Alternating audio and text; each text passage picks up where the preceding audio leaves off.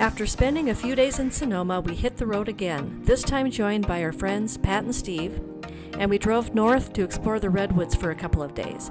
So here is our 2-day itinerary. We left Sonoma at about 9 o'clock in the morning and drove Highway 101 a little over 3 hours up to Humboldt Redwoods State Park. We had a picnic lunch surrounded by towering redwoods.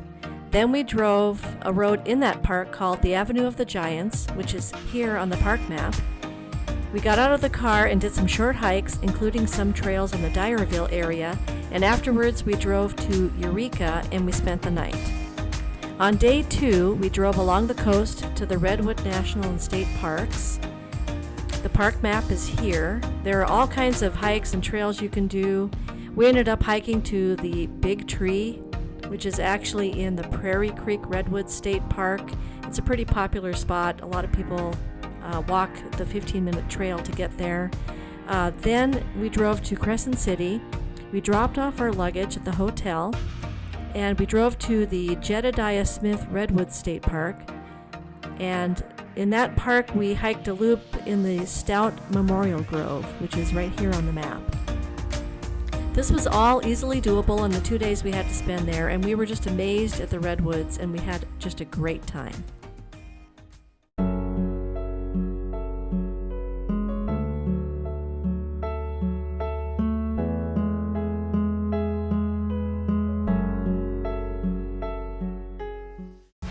So according to this sign right here, it says that this tree fell in 2006, and the age of this tree is approximately 1,200 years old. Count the rings.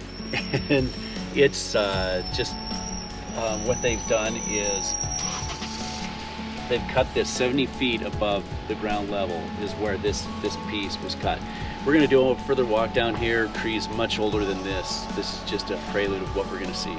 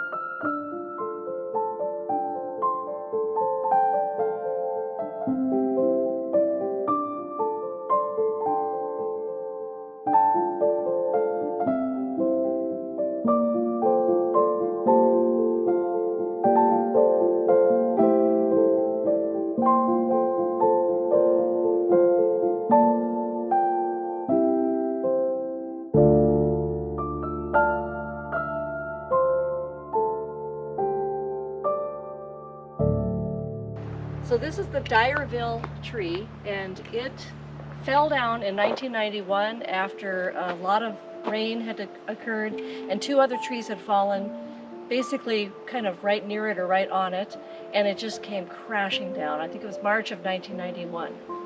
And it's ginormous, as you can see.